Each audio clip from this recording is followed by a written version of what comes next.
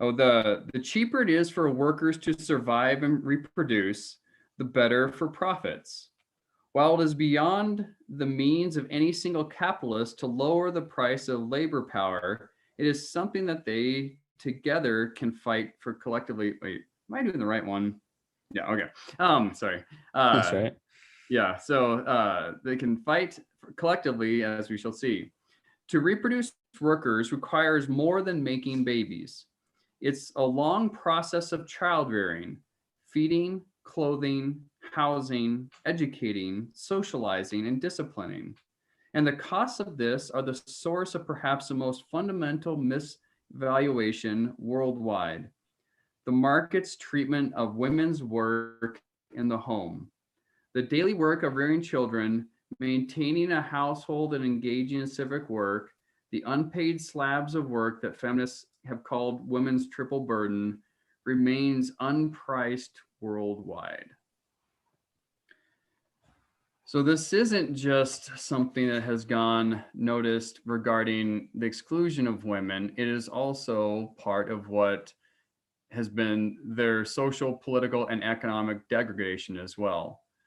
Essentially claiming women's labor isn't worth anything. It is of no value, yet it becomes the essential sustainer of society.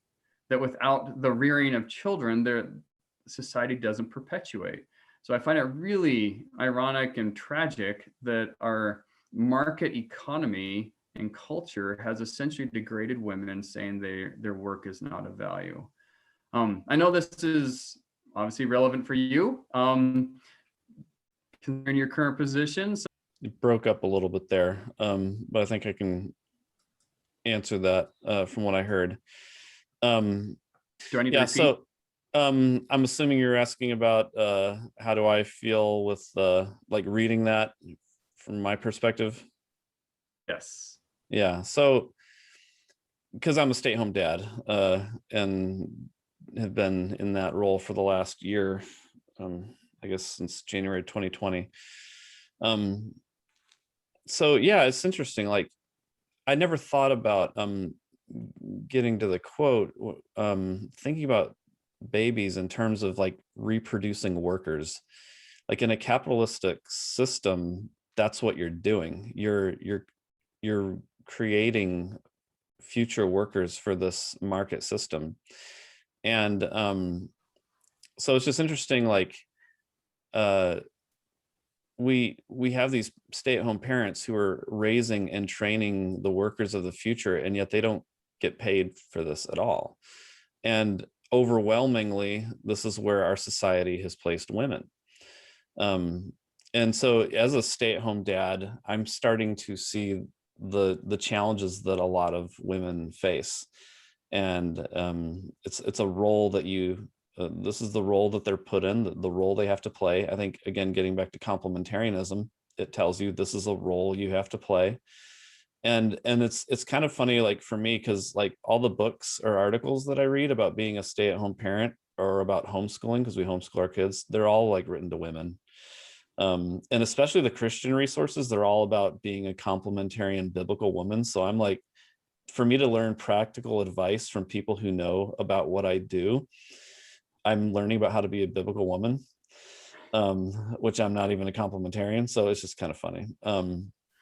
But I think it really gets like to this whole, like, what is your lens of value? Like when you think of it in terms of like, you know, an individual job, I hear people all the time say, well, stay-at-home moms, like they don't deserve any money. They're not working for it. They don't have a boss. They made this decision. They're not producing anything. But like, if you just back up and have your lens be at this like social level, the national level, you can begin to see like these women are like fueling our future. Like, how does that not have value? And I think that's one of the things that this book brings out a lot is this concept of value. You miss out on what is where the true value lies, and you don't see the effects of the damage and the extent of the damage that it causes when all you're thinking about is, in this moment, my bottom line, my profit margins, you just miss out on a lot of that. Yeah, and I think you hit a really important point there, in that we've been trained to think so myopically, that our field of vision is so narrow and so shallow. Like, we have not been trained to see the big picture. We've been trained in a world of immediate gratification, and also this idea that we have to keep progressing in purchasing. It's like, yeah, the whole keeping up with the Joneses thing is like, we're less of a human if we don't keep buying stuff. And I'm like, where did we learn that? But yet it so permeates our understanding. And so when there is stuff that isn't actually purchased, like, well, raising kids, you need to purchase a lot of things to raise kids. Yeah, it's, they don't even know how to evaluate it. And I'm like, man, we've lost the whole idea that like parenting and friendships like no longer have value, and it's tragic. Yeah, and we don't even have, and I think part of that is we don't value the togetherness that our nation has. Like, we are producing an economy together, and when we don't have that togetherness mindset, we think I've got my job and I shouldn't have to pay for somebody else to raise their kids. But when we have this togetherness mindset, well, maybe we need to ask some questions about what value they're playing in our future, and maybe we need to uh, work to support that in some ways that we Yeah. wouldn't in that individualist mindset.